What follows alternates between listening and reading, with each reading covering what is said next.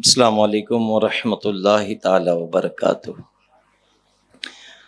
معمول کے مطابق پڑھیے رسول اعظم صلی اللہ تعالی وسلم پر درود و سلام، جو ہمارا وتیرہ، ہمارا طریقہ کار ہے کہ جس کے پڑھتے ہی ہمارے گناہ مٹائے جاتے ہیں اور ہمارے نامہ اعمال میں نیکیاں لکھی جاتی ہے۔ سبحان اللہ۔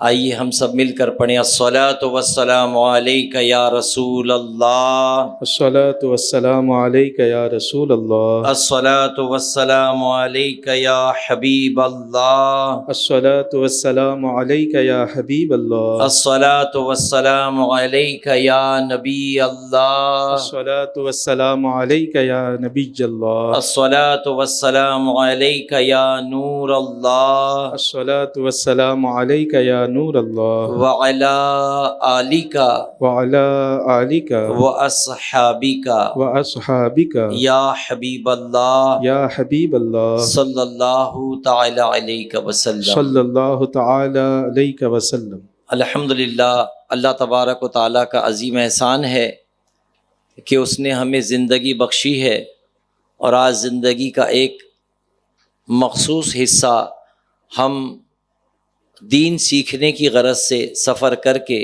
ممرہ کی سرزمین پر آئے ہیں۔ اللہ تبارک و تعالیٰ ہمارا چلنا پھرنا قبول فرمائے اور ہمیں علم نافع عطا فرمائے۔ ایک صاحب لکھتے ہیں، ابھی پچھلے اتوار کو میں نماز عصر کے لیے اپنی چپل اٹھائے شیلف کے پاس باہر نکلنے کی کوشش ہی کر رہا تھا کہ میں نے دیکھا کہ ایک بچہ، نوجوان لڑکا، وہ کسی کو روک کر کچھ پوچھتا اور پھر جواب نہ ملنے پر خاموش ہو جاتا، تو میں نے بدگمانی کی کہ شاید یہ اچھا بھلا لڑکا کہیں بھیک تو نہیں مانگ رہا مسجد میں۔ لیکن میں نے چپل اٹھاتے اٹھاتے پھر دیکھا کہ ہر نکلنے والے سے وہ کچھ نہ کچھ پوچھتا، تو مجھے تجسس ہوا کہ یہ آنے والے سے کیا پوچھتا ہے، اور پھر اپنی ایک نوٹ بک ڈائری میں نوٹ بھی کرتا جا رہا ہے۔ میں اس کے قریب گیا تو میں نے سلام کیا، اس نے سلام کا جواب دیا۔ میں نے بولا بیٹا کیا بات ہے؟ تو کہا کہ نہیں، میں ایک سروے کر رہا ہوں۔ تو میرا ماتھا ٹھنکا کہ میں نے بدگمانی کی تھی بچے کے تعلق سے۔ اب یہ سروے کر رہا ہے تو میں نے پوچھا بیٹا کیا سروے کر رہے ہو؟ تو اس نے کہا کہ انکل خالی آپ مجھے یہ بتائیے سمیع اللہ لمن حمدہ کا مطلب کیا ہوتا ہے؟ تو میں نے کہا کہ بیٹا سمیع اللہ لمن حمدہ کا مطلب ہوتا ہے کہ اللہ نے اس کی سن لی جس نے اس کی یعنی اللہ کی تعریف کی۔ اس نے کہا کہ بس ایک نوٹ بک نکالا، ایک جگہ ٹک کیا اور رکھ دیا۔ میں بھی جواب دے کر باہر نکلنے لگا تو دیکھا کہ کچھ لوگوں کو اور روک کر پوچھ رہا ہے، تو پھر میں اپنی جگہ دروازے کے پاس کھڑا رہا کہ دیکھوں یہ لوگوں سے اور کیا پوچھ رہا ہے۔ بہرحال میرے نکلتے نکلتے سارے نمازی 1 2 3 10 15 ایسے نکل گئے۔ بالآخر وہ بچہ اپنی ڈائری اپنے جیب میں رکھ کے نکلنے لگا، تو میں نے کہا کہ بیٹا تم سروے کر رہے تھے اور کس نتیجے پر پہنچے؟ تو اس نے اپنی جیب سے ڈائری نکال کر کہا کہ حضرت میں یہ سروے کر رہا تھا کہ لوگ جو نماز پڑھتے ہیں کیا وہ نماز کو سمجھ کر پڑھتے ہیں؟ تو میرا سروے یہ تھا کہ لوگ کیا سمجھ کر پڑھتے ہیں کہ بس دیکھا دیکھی پڑھ لیتے ہیں۔ تو میں نے دیکھا کہ جتنے لوگ مسجد سے نکلے 17 لوگوں کو میں نے پوچھا کہ سمیع اللہ لمن حمدہ کا مطلب کیا ہے؟ تو انہوں نے کہا کہ امام صاحب سے پوچھو۔ 4 لوگوں کو میں نے پوچھا کہ سمیع اللہ لمن حمدہ کا مطلب کیا ہے؟ تو انہوں نے گھور کر مجھے دیکھا اور کہا کہ تمہیں پتہ نہیں؟ اور 4 لوگوں کو میں نے روک کر پوچھا کہ سمیع اللہ لمن حمدہ کا مطلب کیا ہے؟ تو ایک آپ ہیں اور 3 لوگوں نے مجھے صحیح جواب دیا۔ تو میں یہ جاننا چاہتا تھا کہ مسجد تو نمازیوں سے کھچا کھچ بھری ہے، لیکن کیا ہم لفظ اللہ اکبر کا مطلب جانتے ہیں، ہم ثنا کا مطلب جانتے ہیں، ہم سورہ فاتحہ جو پڑھتے ہیں اس کے مطلب کو جانتے ہیں، اس کے ٹرانسلیشن کو جانتے ہیں، اس کے معنی کیا ہے، کیا ہم اس کو جاننے کی کوشش کرتے ہیں؟ ہم رکوع میں جاتے ہیں اور سبحان ربی العظیم کہتے ہیں، تو کیا یہ مفہوم سے ہر کوئی آشنا ہے؟ ہر کوئی جانتا ہے کہ سبحان ربی العظیم کا مطلب کیا ہوتا ہے؟ اور جب سجدے میں جاتے ہیں تو سبحان ربی العالی کہتے ہیں، تو کیا لوگ اس کے مطلب سے آشنا ہے؟ میرے عزیزوں، اگر آج یہ کونے سے لے کے وہ کونے تک ہمارا بھی جائزہ لیا جائے، ہمارا بھی محاسبہ کیا جائے، تو شاید ہم میں چند لوگ ہیں جو بتا سکیں گے کہ سورہ فاتحہ میں کیا پڑھا جاتا ہے، اس کے ترجمے کو ہم جانتے ہیں۔ ثنا جو ہم پڑھتے ہیں اس کے مفہوم سے اگر ہم واقف ہیں تو بس چند لوگ ہمارے مجموعے میں ملیں گے جو بتائیں گے کہ ثنا کا پورا مطلب کیا ہوتا ہے۔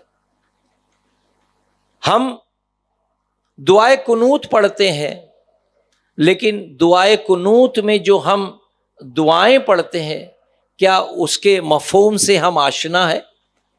کیا ہم اللہ کی بارگاہ میں عرض کر رہے ہیں اللہم انا نستعینک ونستغفرک، جو ہم الفاظ پڑھ رہے ہیں کیا واقعی ہم اس کو اپنے انداز میں، اپنے کمپیوٹر میں، اپنے ذہن میں ٹرانسلیٹ کر کے اللہ کی بارگاہ میں عرض کرتے ہیں، یا پھر ایسے ہی بے خیالی میں ہم ہاتھ باندھے باندھے الحمدللہ رب العالمین الرحمن الرحیم پڑھتے چلے جا رہے ہیں، جو ہماری روٹین ہے؟ ہم ہر کوئی اپنے گریبان میں جھانکے اور اپنا جائزہ لے، کیا واقعی ہم قرآن مجید نماز میں تلاوت کرتے ہیں تو کیا اس کے ترجمے سے واقف ہیں؟ اور نہیں ہے تو کوئی بات نہیں، اب بھی وقت ہے۔ آقا کریم صلی اللہ تعالی وسلم ہماری نفس سے آشنا ہے، جانتے ہیں، اسی لیے میرے آقا نے حدیث شریف میں فرمایا کہ علم دین حاصل کرو ماں کی گود سے قبر کی گود تک، کوئی عمر کی قید نہیں ہے۔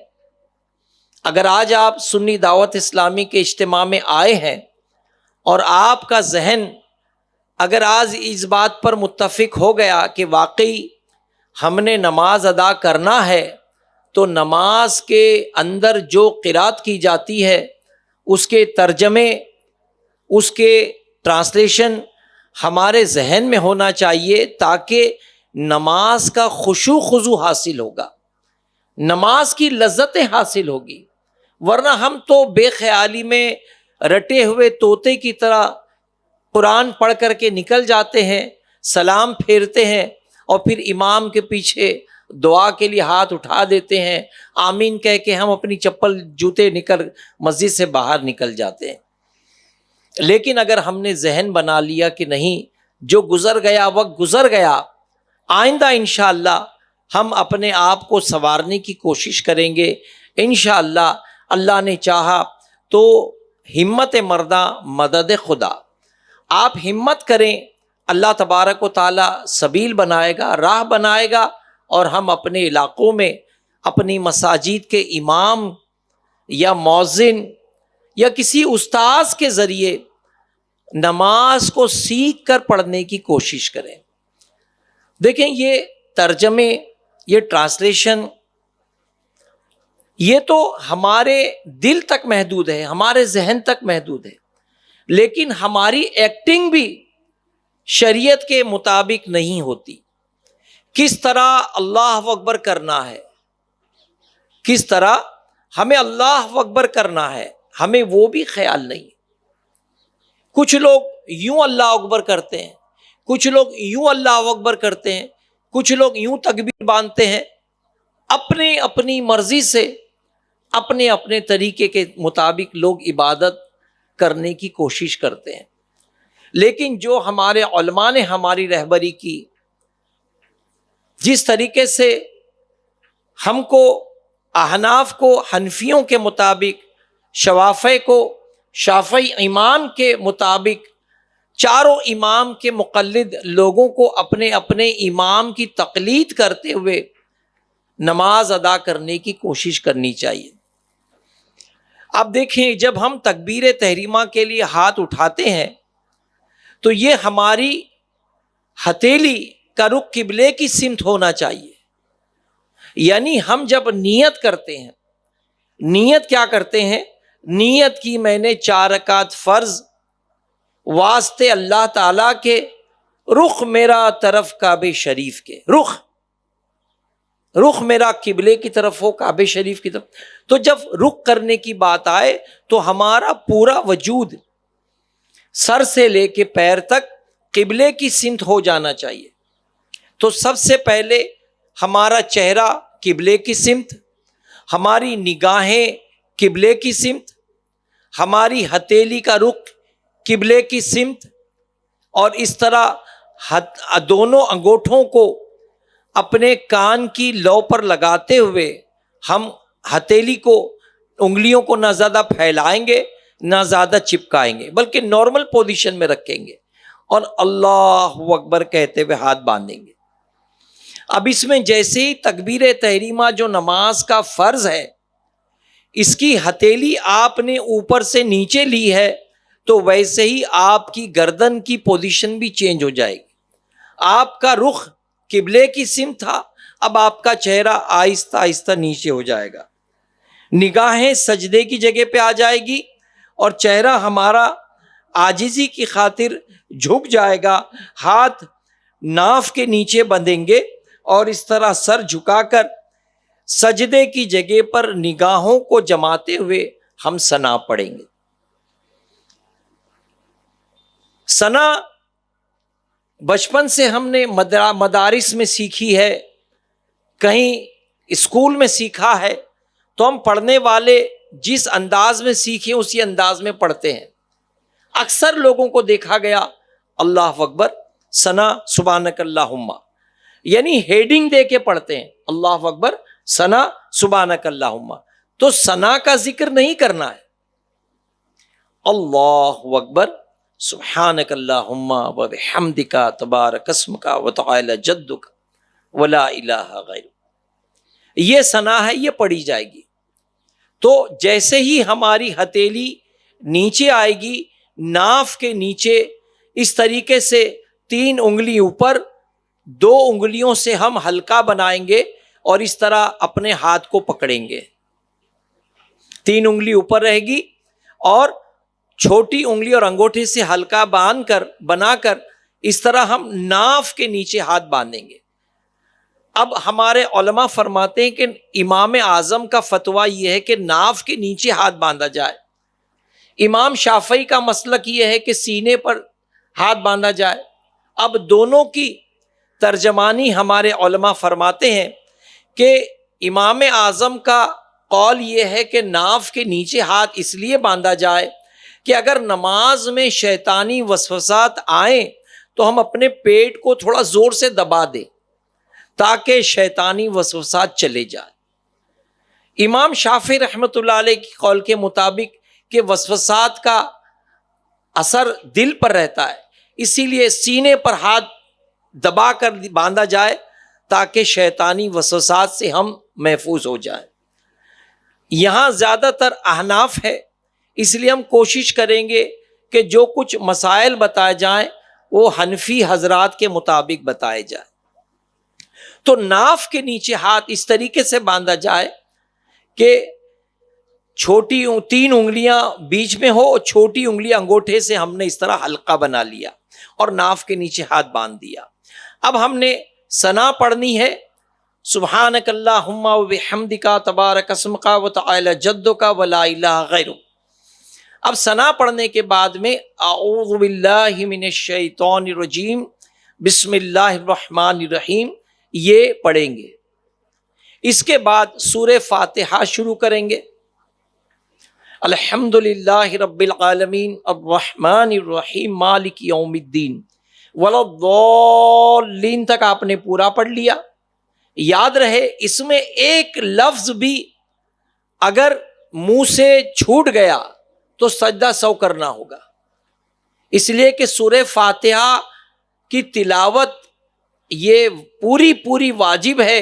ایک آیت بھی اگر کسی نے چھوڑ دی بعد میں خیال آیا تو سجدہ سو کر کے نماز پوری ہوگی، اور اگر قصدن چھوڑی ہے تو نماز ہی نہیں ہوگی، نماز مکروہ تحریمی ہوگی، پھر سے لوٹانی ہوگی۔ تو سورہ فاتحہ پوری پڑھی جائے گی ولا الضالین آمین تک۔ اب اگر دیکھیں کہ اکیلے نماز پڑھ رہے ہیں، ہم اکیلے پڑھ رہے ہیں تو سورہ فاتحہ کے ساتھ سورہ ملانا ہے۔ اب اگر آپ کا ارادہ ہے تبت یدا پڑھنے کا تو آپ پڑھیں گے بسم اللہ الرحمن الرحیم تبت یدا ابی لہب وتب، بسم اللہ کے ساتھ پڑھیں گے۔ اگر آپ کا ارادہ یاسین شریف پڑھنے کا تو پڑھیں گے بسم اللہ الرحمن الرحیم یاسین والقرآن الحکیم انک لمن المرسلین، اس طرح پڑھیں گے۔ لیکن اگر آپ کا ارادہ ولدالین کے بعد وما لیا لعبد الذی یاسین شریف کو بیچ میں سے پڑھنا ہے تو یہاں آپ بسم اللہ نہیں پڑھیں گے۔ اگر قرآن کی کوئی سورت شروع سے پڑھ رہے ہیں تو بسم اللہ کے ساتھ پڑھنا یہ مسنون ہے، سنت ہے، اور اگر بیچ میں سے پڑھ رہے ہیں تو بغیر بسم اللہ کے آپ پڑھنا شروع کریں ولدالین آمین وما لی علی عبد الذی فطرنی والیہ ترجع۔ اگر آپ یاسین شریف اس طرح پڑھنا چاہتے ہیں تو اس طرح آپ کنٹینیو پڑھ سکتے ہیں، سمجھ گئے آپ؟ اب آپ نے سورہ فاتحہ کے ساتھ کوئی سورہ ملائی اور اس کے بعد رکوع میں گئے۔ فقہ کی زبان میں پڑھنا کسے کہتے ہیں؟ نماز کے جو 7 فرائض ہیں اس میں ایک فرض قیام ہے تو ایک فرض قرات بھی ہے۔ اب قرات کے مفہوم کو سمجھیں۔ ہم میں اکثر لوگ نماز پڑھنے کے لیے جب کھڑے ہوتے ہیں اپنی جگہ پر تو اللہ اکبر، اب جو منہ بند کر لیا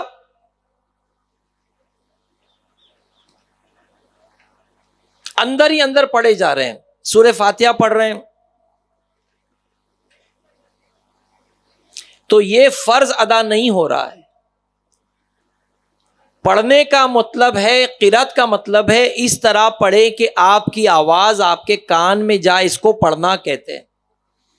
تو 2 طریقے ہیں، ایک تو یوں پڑھیں بسم اللہ الرحمن الرحیم الحمدللہ رب العالمین الرحمن الرحیم مالک یوم الدین ایاک نعبد وایاک نستعین اہدنا الصراط المستقیم صراط الذین، یعنی آواز اپنے کان میں پہنچے، اس کو پڑھنا کہتے ہیں۔ نہیں تو یوں پڑھے بسم اللہ الرحمن الرحیم الحمدللہ رب العالمین الرحمن الرحیم مالک یوم الدین ایاک نعبد وایاک نستعین اہدنا الصراط المستقیم صراط الذین، اس کو پڑھنا کہتے ہیں۔ اگر آپ نے یوں ہی ہاتھ باندھ کر کے کھڑے ہو گئے، زبان ہلی نہیں، ہونٹ ہلے نہیں، اور آپ نے پورا قرآن پڑھ لیا، تب بھی آپ کا وہ پڑھنا شمار نہیں ہوگا جو کہ فرض کہلاتا ہے۔ اب جب فرض ادا نہیں ہوئی تو بتائیے نماز ہوگی؟ ہرگز نہیں ہوگی۔ تو قرات کا کرنا فرض ہے کب؟ جب آپ منفرد تنہا پڑھیں گے تب، اور جب ہم کسی امام کی اقتداء میں پڑھتے ہیں تو الحمدللہ ہم حنفی حضرات کے لیے قرات کرنا منع ہے۔ امام کا پڑھنا مقتدی کا پڑھنا کہلاتا ہے۔ تو اگر کسی امام کے پیچھے چاہے فرض ہو، چاہے فجر ہو، چاہے ظہر ہو، چاہے عصر ہو، چاہے مغرب ہو، چاہے عشاء ہو، جس میں 3 نمازیں جہری ہوتی ہے، فجر، مغرب اور عشاء، اس میں امام صاحب زور سے قرات کرتے ہیں، ہم کو وہاں بھی خاموش کھڑا رہنا ہے۔ اور عصر اور ظہر میں امام صاحب قرات کرتے ہیں لیکن آہستہ کرتے ہیں، تو وہاں ہم کو کھڑا ہونا ہے لیکن صرف سر جھکا کر، کچھ پڑھنا نہیں ہے۔ جتنی دیر امام خاموشی سے قرات کر لے وہ کافی ہے۔ امام نے جب رکوع کیا ہم بھی اس کے ساتھ رکوع میں چلے جائیں گے۔ تو اس طریقے سے آپ نے قیام بھی کرنا ہے، قرات بھی کرنی ہے، اب آپ کو رکوع کرنا ہے۔ رکوع میں ہمارا رکوع ایسا ہو کہ جھکنے پر ہماری پیٹھ بالکل سیدھی ہو جائے، گردن نہ زیادہ اونچی ہو نہ نیچی ہو، بلکہ پیٹھ سے لگی ہوئی ہو۔ گھٹنے کو ہم اس طرح پکڑیں کہ پورے پنجے سے ہم اپنے گھٹنے کو پکڑیں، پورے پنجے سے، اور کوشش کریں کہ نگاہ ہماری پشت قدم پر ہو، ایڑیوں کی طرف ہو۔ دیکھیں اس طریقے سے،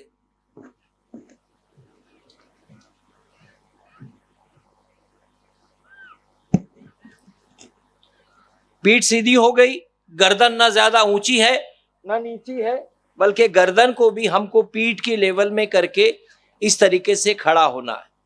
سبحان ربی العظیم، سبحان ربی العظیم، سبحان ربی العظیم۔ سمجھ گئے آپ؟ ہتھیلی کی پوزیشن دیکھیں، اس طریقے سے ہو کہ پورے گھٹنے کو ہم اپنے پنجوں سے اس طرح پکڑ لیں۔ یہ ہتھیلی کو، پنجوں کو اس طریقے سے گھٹنے کو ہم نے پکڑ لیا۔ نگاہیں پشت قدم پر ہوگی اور ہم سبحان ربی العظیم پڑھیں گے۔ دیکھیں جیسے میں نے کہا کہ سمیع اللہ لمن حمدہ کا مطلب لوگ نہیں جانتے، تو وہیں ہمارا پروناؤنسیشن بھی کبھی کبھی غلط ہوتا ہے۔ ہم میں اکثر لوگ عادت ہوتی ہے کہ زبیر کو جبیر بلاتے ہیں، فیاض کو فیاج بولتے ہیں، فیاض کو فیاج بھائی بولتے ہیں، زبیر بھائی کو جبیر بھائی بولتے ہیں، تو وہ پروناؤنسیشن نہیں نکال پاتے۔ لہٰذا اگر وہ رکوع میں جا کر سبحان ربی العظیم کی جگہ کہہ دیں گے سبحان ربی العظیم، تو نماز ٹوٹ جاتی ہے، اس لیے کہ معنی میں فساد ہو جاتا ہے۔ سبحان ربی العظیم کا مطلب ہوتا ہے پاک ہے وہ پروردگار جو بڑی عظمت والا ہے، اور سبحان ربی العظیم کا مطلب ہوتا ہے پاک ہے وہ پروردگار جو گنگا ہے، معاذ اللہ۔ اللہ کو بندہ گنگا کہہ دیتا ہے، تو جب بھی معنی میں فساد ہوگا نماز ٹوٹ جائے گی۔ لہذا جو نماز کے قرات کا ہنر جانتے ہیں وہی صحیح معنوں میں قاری ہیں، اور وہی صحیح معنوں میں مخارج کے ساتھ جو قرآن پڑھتے ہیں ان کی نماز اپ ٹو دا مارک ہوتی ہے، ورنہ اکثر لوگوں کی نماز میں کہیں نہ کہیں جھول ہو جاتا ہے۔ اللہ تعالی ہمیں اپنی نماز صحیح کرنے کی توفیق عطا فرمائے۔ تو رکوع کی پوزیشن ہماری ایسی ہے کہ پیٹھ ہماری بالکل سیدھی ہو، دونوں پنجوں سے گھٹنوں کو اچھا پکڑ لیں، اور نگاہیں ہماری پشت قدم پر ہو، اور کم سے کم 3 مرتبہ ہم سبحان ربی العظیم کہہ دیں۔ اچھا، ہم میں بعض اکثر لوگ یہ سمجھتے ہیں کہ 3 بار پڑھنا لازم ہے، تو وہ رکوع میں جاتے ہیں سبحان ربی العظیم، سبحان ربی العظیم، سبحان ربی العظیم۔ ارے اللہ کے بندے، ایک بار پڑھ، لیکن اطمینان سے پڑھ، سبحان ربی العظیم، ایک بار پڑھ کافی ہے۔ 3 بار سبحان ربی العظیم، سبحان ربی العظیم، سبحان ربی العظیم، سبحان ربی الاعلیٰ، سبحان ربی الاعلیٰ، سبحان ربی الاعلیٰ، 3 بار مت پڑھو، ایک مرتبہ پڑھو، لیکن اچھے سے پڑھو، اطمینان سے پڑھو، سبحان ربی العظیم، تاکہ اس کی چاشنی، اس کی لذت تم کو محسوس ہو کہ تم اپنے رب کو کیسے پکار رہے ہو، اللہ کی پاکی کیسے بیان کر رہے ہو۔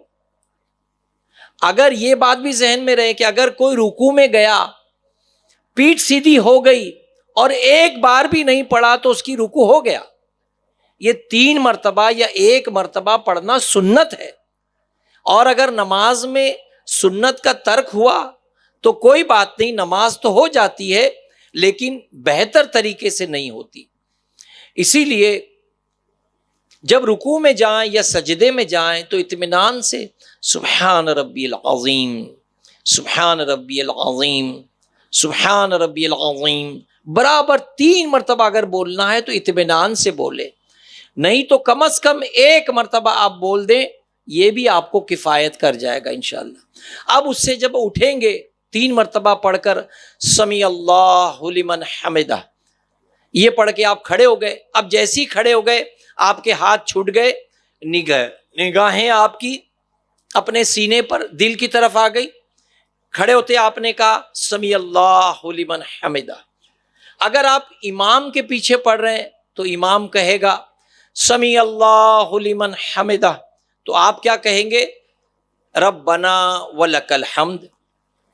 یا پھر اس سے اچھا کہنا ہے تو ہمارے علماء نے رہبری کی، فرماتے ہیں اس سے اچھا کہنا ہے تو امام نے کہا سمیع اللہ لمن حمدہ تو آپ کہیں اللہم ربنا ولک الحمد، اللہم ربنا ولک الحمد. اور اگر ہم منفرد اکیلے نماز پڑھ رہے ہیں تو رکوع سے اٹھتے کھڑے ہوں گے سمیع اللہ لمن حمدہ اللہم ربنا ولک الحمد. یہ پورا پڑھیں گے، دونوں پڑھیں گے. اگر ہم اکیلے نماز پڑھیں سمیع اللہ لمن حمدہ اللہم ربنا ولک الحمد. اس کے بعد اللہ اکبر کہتے ہوئے ہم سجدے کی طرف جائیں گے. سمجھ گئے آپ؟ تو آپ نے امام کے پیچھے نماز پڑھ رہے ہیں تو امام سمیع اللہ لمن حمدہ کہے گا تو آپ پیچھے کہیں گے اللہم ربنا ولک الحمد. یہ اس لیے کہ بہت سے لوگ ابھی رکوع سے اٹھتے ہی سجدے میں چلے جاتے ہیں. یہ رکوع سے اٹھے کمر سیدھی نہیں ہوئی کہ فوراً سجدے میں چلے جاتے ہیں. تو آقا کریم صلی اللہ تعالی وسلم نے ایسے لوگوں کو نماز کا چور کہا ہے. یہ نماز کا چور ہے جو صحیح طریقے سے رکوع کے بعد قیام بھی نہیں کرتا، فوراً سجدے میں چلا جاتا ہے، اور سجدہ کر کے کمر سیدھی نہیں کرتا، فوراً دوسرا سجدہ کرتا ہے. تو یہ نماز کا چور ہے، یہ نماز کی چوری ہے. اس لیے بہتر ہے کہ ہم تکبیرات کا، جو تسبیحات کا استعمال کریں تاکہ ہم چوروں میں شمار نہ ہو. تو جب رکوع سے اٹھیں تو اطمینان سے سمیع اللہ لمن حمدہ اللہم ربنا ولک الحمد کہہ دیں، پھر اللہ اکبر کہتے ہوئے آپ سجدے میں جائیں گے. سجدے میں جانے کا طریقہ یہ کہ سب سے پہلے ہمارے دونوں گھٹنے زمین پر لگیں گے، پھر یہ ہماری ہتھیلی زمین پر جمے گی، اور دونوں انگوٹھوں کے بیچ میں ہمارے چہرے کو جمائیں گے اس طرح کہ کان کی لو کے نیچے ہمارے انگوٹھے ہوں زمین پر، اور ناک کی وہ جگہ جس پر ہمارا چشمہ ٹھہرتا ہے یہ جگہ زمین پر لگے گی، اور پوری پیشانی کو زمین پر لگائیں گے. آپ دیکھیں بعض مرتبہ کچھ لوگ جمعہ 8 دن جاتے ہیں نماز کو تو کالے کالے داغ چہرے پر لے کر آ جاتے ہیں. 40 دن کے لیے گئے تو بڑے بڑے کالے کالے 2 کباب ماتھے پر سجا کر آ گئے. تو یاد رہے کہ غلط طریقے سے سجدہ کرنے پر ماتھے پر داغ آئیں گے، جو کہ جوانی میں اگر آ گئے تو تکبر کی نشانی ہے. شیطان بہکائے گا، ارے میں جب بھی آئینہ دیکھے گا ارے میں تو کتنا اچھا ساجد ہوں کہ میرے ماتھے پر سجدے کے نشان آ گئے. تو جو سجدے کے نشان دنیا میں برے لگ رہے ہیں وہ آخرت میں کوئی کام نہیں دیں گے. ہمارے علماء اہل سنت کو دیکھیے کہ جب طویل عمر ہو جاتی ہے، عمر اچھی خاصی گزر جاتی ہے، اس کے بعد اگر ہلکے ہلکے کالے نشان بھی آتے ہیں تو بڑے خوشنما نظر آتے ہیں. تو یہ غلط طریقے سے سجدہ کرنے سے ماتھے پر کالے کالے داغ آ جاتے ہیں. اگر آپ نے صحیح طریقے سے سجدہ کیا تو انشاءاللہ ایک طویل عمر گزرنے کے بعد آپ کے چہرے پر کالے داغ آئیں گے جو برے بھی معلوم نہیں ہوں گے. تو سجدے میں یاد رکھیں سب سے اچھی چیز کیا ہے؟ اللہ کی عبادت میں سجدہ سب سے اچھی چیز ہے ماشاءاللہ. تو اس میں جب آدمی سجدہ کرے تو سجدے میں اس کے پورے جسم کا پریشر اس کی ہتھیلی پر آنا چاہیے. اگر پورے جسم کا زور اس کی ہتھیلی پر آئے گا تو ماتھے پر کالے داغ نہیں آئیں گے. اور اگر جیسا کہ حدیث شریف میں آقا کریم صلی اللہ تعالی وسلم نے فرمایا کہ کتے کی طرح، جانور کی طرح سجدہ مت کرو. آپ دیکھتے ہیں کتا ہو یا شیر ہو، جانور اس طرح کونی زمین پر رکھ کر بیٹھتا ہے، کونی زمین پر رکھ کر بیٹھتا ہے. یہ کونیاں کتے کو بھی دیکھیں گے آپ، کتا اس طرح اپنی کونیوں کو زمین پر رکھ کر بیٹھتا ہے. تو نبی کریم صلی اللہ تعالی وسلم نے فرمایا کہ جانوروں کی طرح سجدے نہ کرو. تو کونیاں جو ہے مردوں کی یہ اٹھی رہے گی، کونی جو ہے مردوں کی اٹھی رہے گی. دیکھیے اس طریقے سے، لائیے مائک لیں. یہ جو آپ دیکھ رہے ہیں میری کونیاں اٹھی ہوئی ہیں، پورے جسم کا پریشر زور ہتھیلی پر ہے، صرف ناک کی نرم ہڈی اور پیشانی زمین پر جمے گی، اتنی کہ زمین کی سختی محسوس ہوگی. بس زیادہ رگڑنا نہیں، دبانا نہیں ہے، صرف زمین کی سختی محسوس ہو جائے اتنا پیشانی اور ناک کو زمین پر لگائیں گے، بلکہ پورے جسم کا پریشر ہماری ہتھیلی پر ہوگا. اس طریقے سے جیسے جانور کونیوں کے بل کتا اس طرح بیٹھتا ہے، تو اس طرح بیٹھنے سے حدیث شریف میں منع فرمایا گیا کہ جانوروں کی طرح سجدہ نہ کرو. اب آپ دیکھیں گے بہت سی مسجد میں ہمارے بہت سے بھائی اسی طرح سجدہ کرتے، اسی طرح کونی زمین پہ رکھ کے سجدہ کرتے. تو اس طرح سجدہ کرنا یہ مردوں کے لیے روا نہیں ہے. ہمارے لیے یہی ہے کہ ہم اپنی کونی کو پورے زور سے، اپنی ہتھیلی کو پورا پریشر زور دیں اور ناک کو اور پیشانی کو زمین پر لگائیں. اچھا، اگر ہم اکیلے نماز پڑھ رہے ہیں تو مردوں کے لیے حکم ہے کہ کھل کر نماز پڑھیں، مردوں کے لیے حکم ہے کھل کر نماز پڑھیں.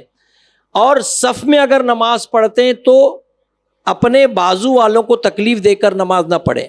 عورتوں کے لیے حکم ہے کہ وہ گٹھری بن کر نماز پڑھیں، وہ بالکل اس طرح اپنی جو ہے وہ زانوں کو اپنے سینے سے لگا کر کے عورتیں اس طرح گٹھری ہو کر نماز پڑھیں.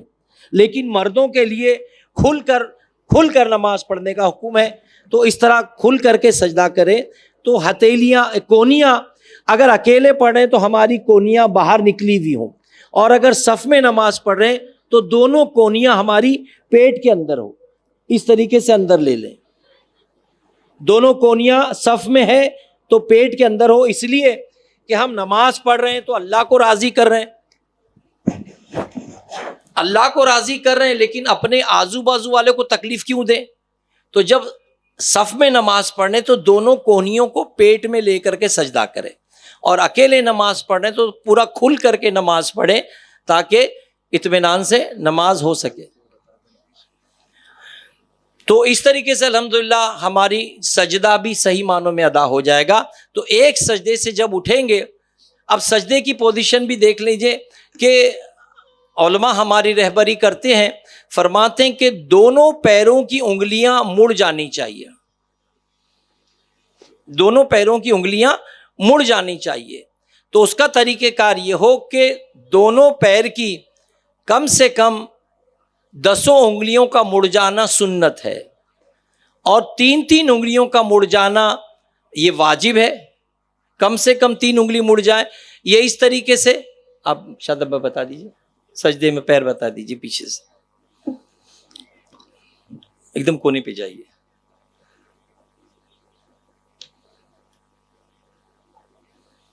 دیکھیں اس طریقے سے انگلیاں مڑ جانی چاہیے. یہ جو نوجوان ہیں، جو بچے ہیں، وہ ابھی سے عادت ڈالیں تاکہ عمر کے آخری حصے تک ان کی ایسی عادت بنی رہے. ورنہ زندگی میں بچپنے میں جوانی میں عادت نہیں ڈالی، اب بوڑھے ہو گئے، اب ہڈیاں سخت ہو گئی ہے، اب پیر کی انگلیاں نہیں مڑتی تو اب مجبوری ہو جاتی ہے. اب اگر موڑنے جاتے ہیں تو بڑی تکلیف ہوتی ہے. تو اب یہ ان کے لیے بڑی دقت کی بات ہے کہ وہ نماز کا واجب اور فرض بھی صحیح معنوں میں ادا نہیں کر پا رہے. اسی لیے بچے اور جوان، ان سے گزارش ہے کہ ابھی سے وہ اپنے پیروں پر خاص دھیان دیں اور انگلیوں پر دھیان دے کر کے پابندی کے ساتھ اسی انداز میں نماز پڑھیں جس طریقے سے ہمارے علماء نے ہماری رہبری کی ہے.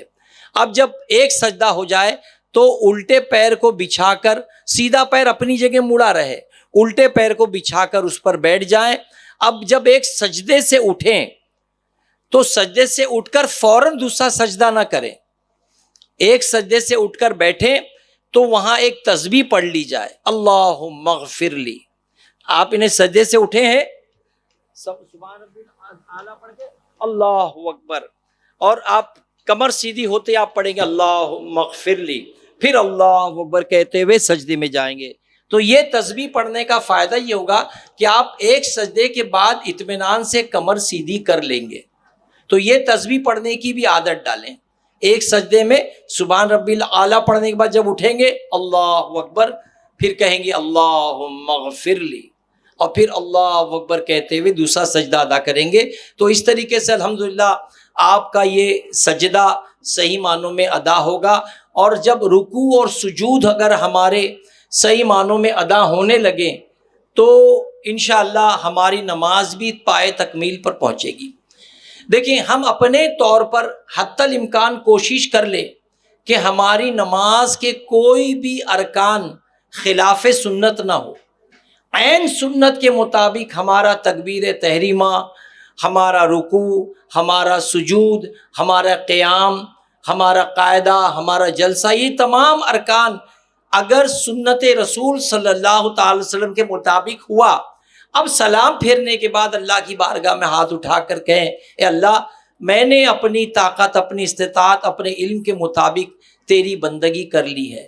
اے اللہ، میں جانتا ہوں میری یہ نماز تیری بارگاہ میں قبول ہونے کے لائق نہیں ہے، لیکن اے میرے رب، جب تو نے مجھ کو مسجد تک آنے اور سجدہ کرنے کی توفیق دی ہے تو اے اللہ میرے ان سجدوں کو بھی قبول فرما لے۔ تو ہم کو عاجزی سے اللہ تبارک و تعالیٰ کی بارگاہ میں دعا بھی کرنی چاہیے، یہ نہیں کہ مجھے پوری نماز آتی ہے تو سمجھو قبول ہی ہو جائے گی۔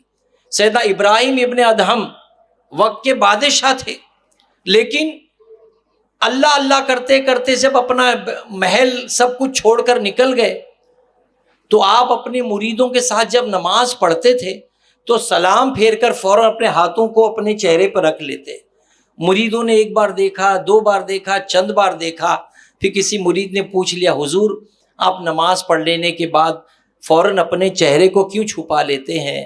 تو سیدنا ابراہیم ابن ادہم فرماتے ہیں کہ میں ڈرتا ہوں کہیں میری نماز میرے منہ پر نہ مار دی جائے، میری نماز میرے منہ پر نہ مار دی جائے، اس لیے میں اپنے چہرے کو چھپا لیتا ہوں تاکہ میری نماز اللہ کی بارگاہ میں مردود بھی ہو جائے تو وہ اللہ تبارک و تعالیٰ میرے منہ پر نہ مار دیں، میں اللہ کے فضل کو تلاش کرتا رہوں، اللہ کے فضل کے حوالے سے اللہ کی بارگاہ میں دعا کرتا رہوں، تو یقیناً اللہ تبارک و تعالیٰ میری دعا کو اپنی بارگاہ میں قبول فرمائے گا۔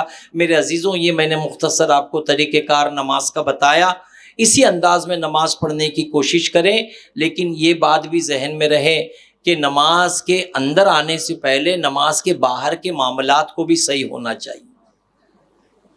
ہم مسجد میں عمامہ اور ٹوپی کے ساتھ نماز پڑھیں لیکن مسجد کے باہر لوگوں کی ٹوپیاں گھماتے رہیں، ہمارے پیٹ میں حرام ہو اور ہم خشوع خضوع کے ساتھ نماز، وضو کے ساتھ نماز پڑھیں، تو نماز کے لیے اندر آنے کے ساتھ ساتھ پہلے اپنی ذات کو باہر سے بھی سنوارے، باہر سے بھی صاف کرے۔